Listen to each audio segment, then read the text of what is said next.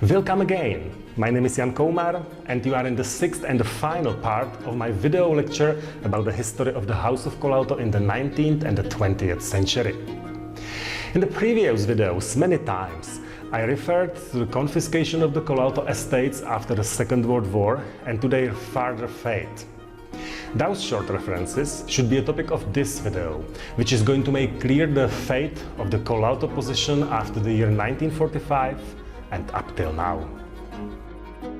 As you already know from the video number 3, the Kolauto estates were situated in Czechoslovakia, a multinational state that existed in the Central Europe. But there was not just one republic of this name. After the Second World War, Czechoslovakia was not renewed in its original extent. It was rather replaced by another state of the same name, but of a different national and later even political system. Carpathian Ruthenia was lost in favor for Soviet Union, and 3 years later the Democratic Republic transformed into a communistic dictatorship. The national composition of the new republic changed as well. The expelling of the Germans based on the principle of the collective guilt changed it into a binational state of just Czechs and Slovaks. During the Second World War, the members of the House of Kolauto resided in Protectorate of Bohemia and Moravia, occupied by the Hitler's Germany.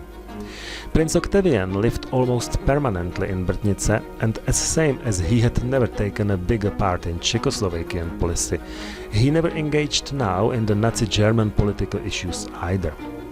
His younger brother Rambald, who lived in Italy, inclined to fascism in the 1930s, as same as many young men of his age, but when the war began, his admiration to Mussolini was brought to a quick end and was never renewed, because the terrors of the war were far from what he expected from the Duce.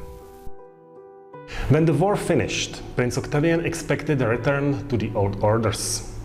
His brickworks in Okřížky started getting ready to the operation again, some of the unreliable Germans in his services were changed for the Czechs, and the head of the Kolauto estates administration could return to his office, where he hadn't been allowed to stay during the war due to his Jewish origin.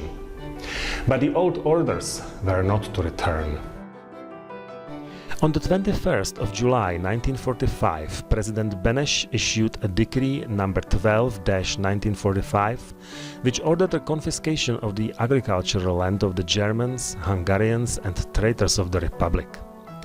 All those who elected German or Hungarian ethnicity and who became members of German or Hungarian political parties were simply considered Germans and Hungarians. This didn't apply to the family of Prince Octavian, but despite the fact they were Italians, their possession was confiscated as the German possession. Octavian objected to it with the reference to his Italian nationality, and the Land National Committee in Brno found his objection legally right. But it didn't mean the end of confiscation, but only a change of its reason.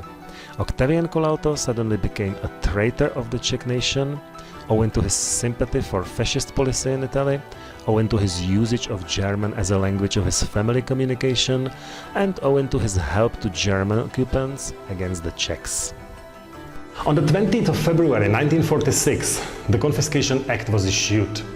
Octavian appealed against it, and his employees wrote and signed a statement testifying his help to the partisans and Czech families during the war, but in the post-war Czechoslovakia, the legal justice was not easily accessible to the non-Czech aristocracy.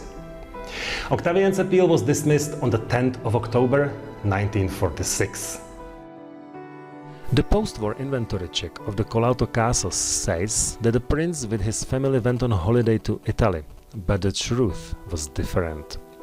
He was allowed to return to Czechoslovakia to continue his legal fight against the confiscation till the early 50s, but with no success. He and his family therefore found a permanent place of residence at Rambald's Italian castle San Salvatore. In the 1950s, they could at least move their father's body from the cemetery in Vratěnín, just a few hundred meters from the state border, to Italy. Needless to say, this required a big bribe to the Czechoslovakian custom officers. Till the end of his life in 1973, Prince Octavian considered the Czechoslovakian confiscation an injustice. The further fate of the Colalto estate was not too cheerful. The chateau in Uherčice became the correction facility for the female prostitutes. Later it became the seat of the border patrol troops, which almost demolished it.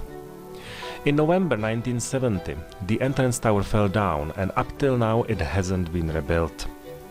Due to its location next to the Iron Curtain, the chateau became more and more desolated, and only in the new millennium its reconstruction started and keeps going on. The chateaus in Písečné, Deutsch-Rudolec and Černá were confiscated during the first land reform in the 1920s, so they weren't in the Colalto possession after the Second World War anymore. They were supposed to belong to the Czech socialist folk, and in some cases they did serve this purpose. Chateau in Černá, for instance, became the center of the village as a cultural facility. But the center of the Colalto possession, the chateau in Brtnice, was changed into the flats, and the object slowly decayed. The end of communist regime in 1989 brought some changes. A lot of aristocratic families were allowed to apply for the restitution, but its necessary precondition turned out to be the Czechoslovakian citizenship of the last owner. But this condition could hardly apply to the house whose members, with the exception of Prince Emmanuel, were always Italians, as was explained in the video number 3. That's why, even after the end of the communist regime in Czechoslovakia, the Colalto possessions were falling into disrepair, which you could see in the footage. The objects are not in their pristine condition, because they were not properly taken care of. There are some exceptions though. The former Colalto chateau in Příseka, near Brtnice, was nicely reconstructed into a museum of car models in 2015. But the most of the former Colalto chateaux and castles are still waiting to be discovered by tourists and to be repaired into their former beauty. Brtnice, which was mentioned many times, is a good example. The town offers much more than a huge chateau complex. There is a church of beatified Juliana Colalto, the old brewery, and the hills and forests around the town hide many votive columns, chapels or water springs. But the objects are somehow empty. The Colalto sepulchre in Nové Sady has been empty since the 1990s, for example. Černá still serves as a high-class brothel and hardly makes a good reputation to the surrounding village. But there is still hope. The Colalto chateaus will flourish one day. We can see this rebirth in Uherčice now, and we may see it elsewhere in the future. One of the purposes of this video series was to draw attention to their beauty and to their interesting history. We are at the end of our journey. In these 6 videos, I tried to briefly map the history of the main figures of the House of Colalto e San Salvatore in Moravia in the late 19th century and the early 20th century.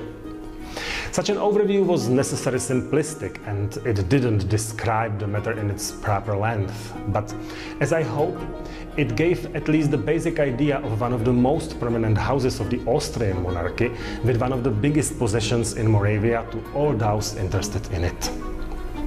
It was a pleasure for me to guide you through the history of the objects you may have visited and through the history of the house you may have heard of. Thank you very much for your attention.